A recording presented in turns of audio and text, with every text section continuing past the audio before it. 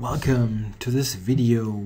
Yeah, this is coverage for round 5 of my tournament in Bad Wiessee, the Open Bavarian Championships. Round 5, I was at 3.5 points out of 4 after I had played this 100 move draw against the number 1 seed Malkumian. And 3.5 out of 4 is not a bad result, but it was a kind of a unlucky situation in terms of pairings for me, and it turned out, without going too much into details about the Swiss system pairing technique, that I was right at the cutoff between getting the strongest possible opponent of the 3.5 point guys and the weakest. And it turned out that I got the weakest in terms of rating, which was very disappointing because, yeah, you want to get the best possible opposition for various reasons.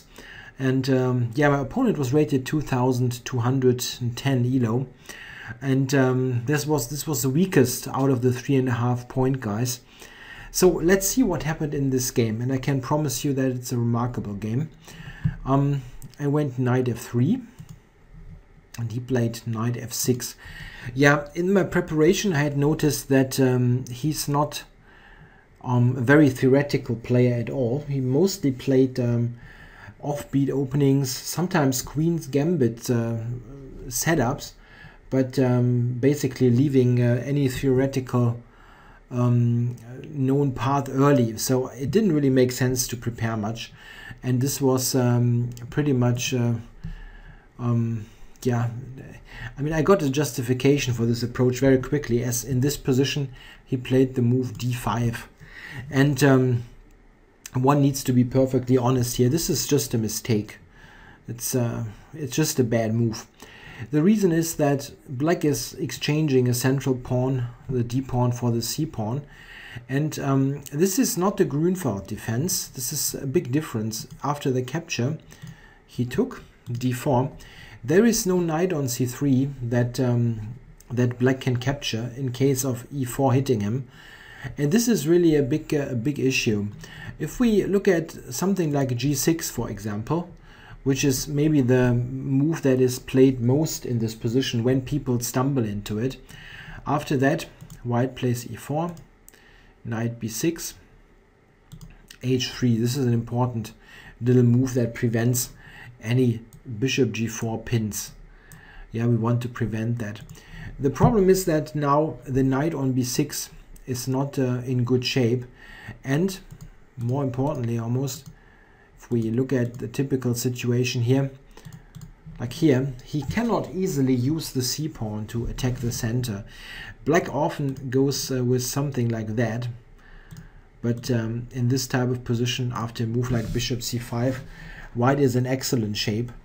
Yeah, note that black is really passive. If he plays something like c6, he can resign after d6. No possible move. And black is really passive. Both knights are passive. This is a position that might look harmless at first, but give it to an engine, it's on +1 point something already, which is pretty accurate. I think white has a big advantage. This is one of the better lines, though, that black can go for. He played a move that really took me aback a bit. I mean, the whole this already surprised me, because a 2,200 player shouldn't play this really. But okay, he went knight f6, just return to f6. It does one thing, it covers the e4 square so that I cannot go e4. Yeah, this is quite funny. If you look at this position, yeah, it is similar to another position that I will put on the board now. Let's go all the way back to move 1. Let's say we have this moves, yeah, the total main line of the Queen's Gambit accepted. Yeah, remember this position. I'm going to jump now to the game position. You see, just like magic, there is a pawn on c4 or not. In our game position, we basically have a Queen's Gambit accepted, but he does not have a pawn on c4. So this is very comfortable, obviously, for white, as I'm not obliged to recapture on c4 at any time. There is no pawn. So this is just an excellent position for white.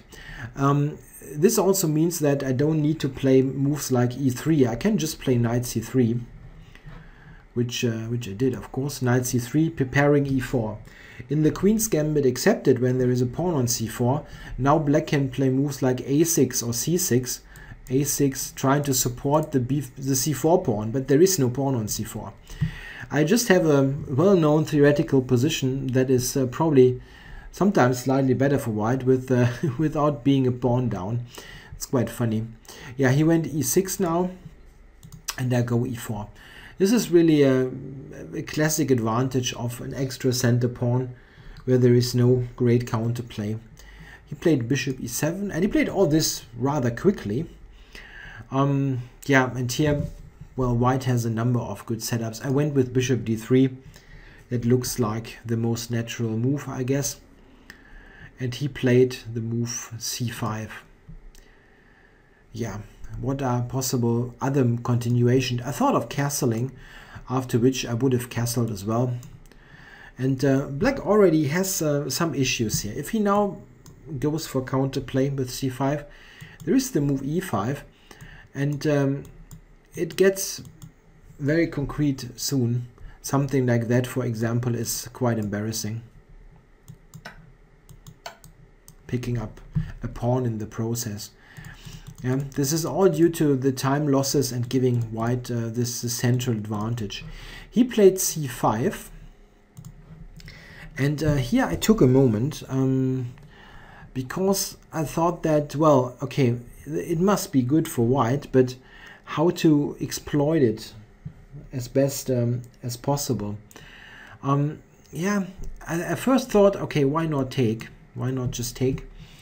After something like bishop takes, castles, I will play something like queen e2 and e5, pushing the pawn to e5 and gaining lots of space. This is in fact very nice for white.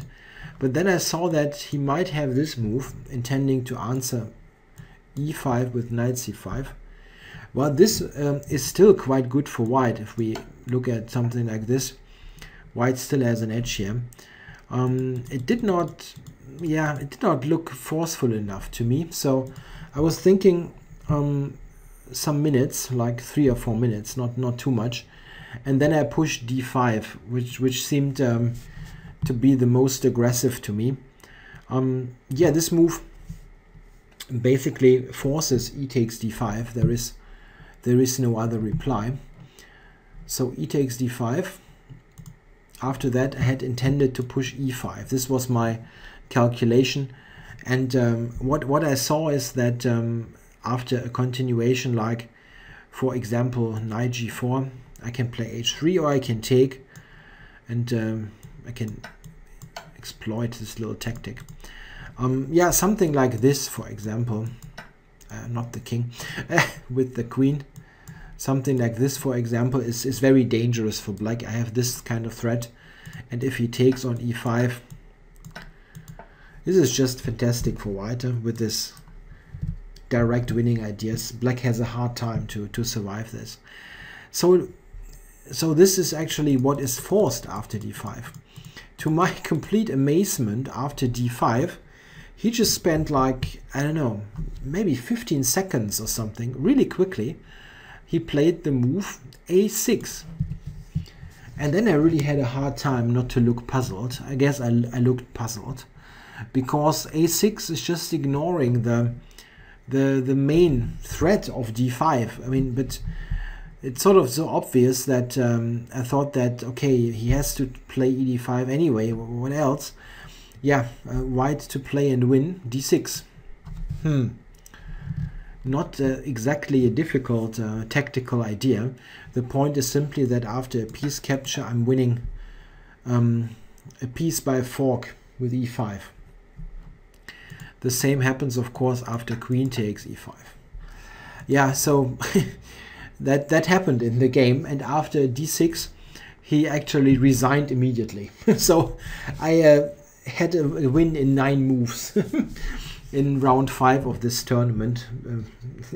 I was totally a little bit in shock, really, because we had just sat down at the board, and I had spent maybe 10 minutes or something, and then I was the piece. I thought I'm material up, or I'm winning, when he resigned, actually. Yeah, he can continue, theoretically speaking, with bishop f8, yeah, saving the piece, but after something like e5, knight back, and bishop g5, black's position is a ruin, of course. I'm like 3 tempi up. I have those pawns on e5 and d6. It's terrible. And there are some very, very concrete lines already available. If black plays f6, for example, just to show something that's quite neat, white can already sacrifice here because of this mating idea. Black has to take it, and then queen d3. Yeah, intending queen g6 mate again, only to be answered by this. Now, this is just one possible line. That is a complete win for white. This attack is yeah, indefensible. I cannot survive it. Yeah, so in the actual game after d6, he already resigned. Yeah, a totally weird game. My opponent told me afterwards that he was ill the day before and was very, very tired. Yeah, you never know. There are simply off days that happen, but I really can't remember to ever have won a game that quickly. Maybe besides junior competitions when I was I don't know, 14 years old or something. Quite amazing. Yeah, I hope you enjoyed this funny little video, and maybe you took something out of it. And I think what can be learned is that this type of opening is really bad for black. By the way, this is in fact important. If we think about a position like that, for example, it is very important that black is not playing black does not play d5 here for the Grünfeld, because there is no knight here. Yeah, this is the same position that could have happened in the game. So it happens in various move orders. Another move order that can lead to our game is this, actually, or even more common, is this defense to the queen's gambit. After takes, queen takes, and knight takes, we get to the game position. It's, by the way, important that e4 is not as good as after knight f6, knight c3, black has the counter strike e5, which is not that bad for him. After takes, and knight g4, black in fact retains quite an okay position. Yeah, it's important to avoid the e4 push, but play knight f3 first, like we had in the game via transposition. So this is maybe a useful opening tip for players that play d4 or knight f3, and for black players to avoid this kind of trade of c against d pawn when you are not able to take on c3. Also note that white has not fianchettoed yet. Yeah, I'm not committed to a fianchetto. There are situations where black can play something like that. For example, if we look at this here, d5 is a viable line, because after this the move e4 is not working that well together with g3. Yeah, here black retains a playable position, because I don't have this quick central dominance that I have when I can avoid g3. Yeah, I hope you liked it, despite the game not being really exciting, and yeah, I got something out of it anyway. Thanks for watching.